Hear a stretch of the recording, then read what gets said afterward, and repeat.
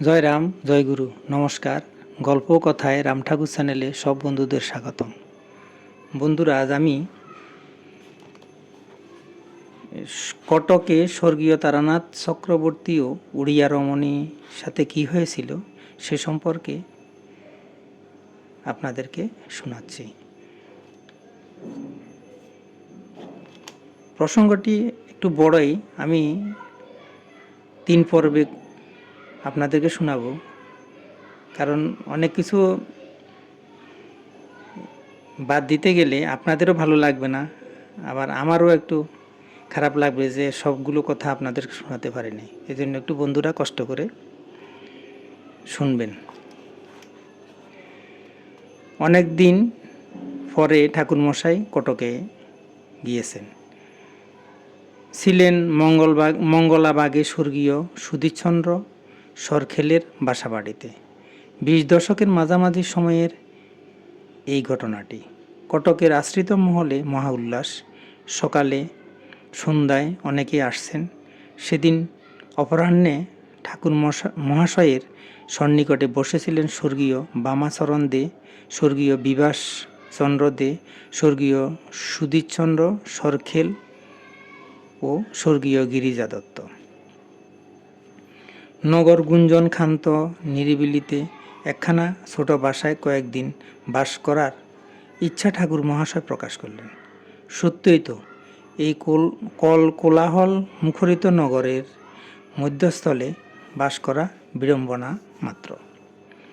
Cycle নিয়ে 2-1 বেরিয়ে পড়লেন। সন্ধ্যায় এসে একজন খবর দিলেন, কটক শহরের এক প্রান্তে, যেখানে গ্রামের আবহাওয়ার কিছুটা আঁচ পাওয়া যায়, এমন একটি পল্লীতে একটি বাসার সন্ধান তিনি পেয়েছেন।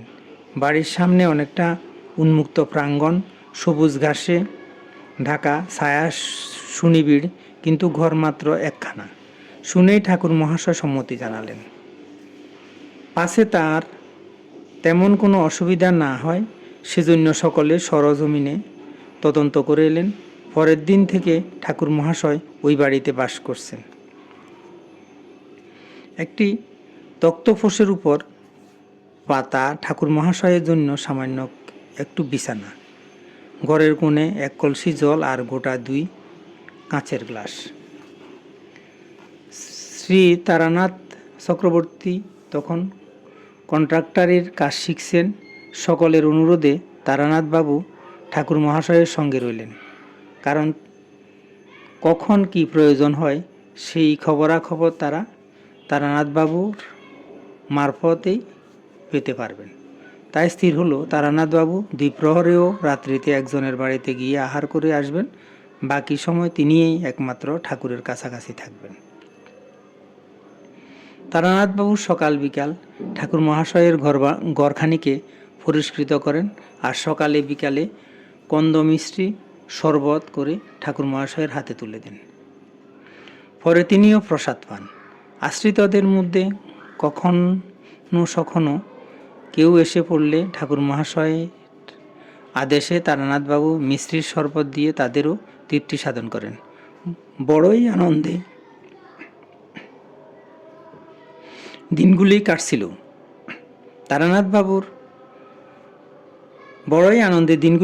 তারানাথবাবুর। বৈশাখে প্রচণ্ড গ্রীষ্মের দিনগুলি এই বাসা বাটিতে যে ভালোই লাগছিল তাও ঠাকুর মহাশয় প্রকাশ করেছেন। বন্ধুরা, প্রথম পর্বের আজকে এখানে শেষ করলাম। এখন আমি ঠাকুরের বেদবাণী থেকে 2-1 বাণী পাঠ করে আপনাদেরকে শোনাচ্ছি। ঠাকুর বলেছেন, সংসার মায়াময় দুস্তর তরঙ্গ, ইহার উদ্ধারের একমাত্র ভেলা পতিব্রত ধর্ম সত্যনারায়ণ ব্রত। ঠাকুর আবার বলেছেন, সতত ধৈর্যশীল হইতে যত্নশীল হইবে। সংসার বিচিত্র, প্রারব্ধ দণ্ডমতে লোকের বুদ্ধি উৎপন্ন হয়। লোকে বলে বলং বলং বাহু বলং। অদৃষ্ট চক্রে সমস্তই ঘটিয়া থাকে। মায়ার নাট্যের পরাবৃত্তি ভাব সকল কোনো পরামর্শে কি কোনো সাহায্যে ফিরাইতে পারে না। যাহা হইবার হইবেই, বেদে পুরাণে নায়ক নায়িকাদের জীবনীতে প্রকাশ হইয়া রহিয়াছে। বন্ধুরা, আজ এ পর্যন্তই। আগামী দিন আবার শ্রী শ্রী ঠাকুর সম্পর্কে গল্প বাণী নিয়ে আপনাদের সাথে থাকব। বন্ধুরা, চ্যানেলটি যদি আপনাদের ভালো লেগে থাকে তাহলে সাবস্ক্রাইব করে চ্যানেলটির পাশে থাকবেন। আর নতুন বন্ধু হলে ঠাকুর সম্পর্কে অজানা তথ্য জানতে বেশি বেশি করে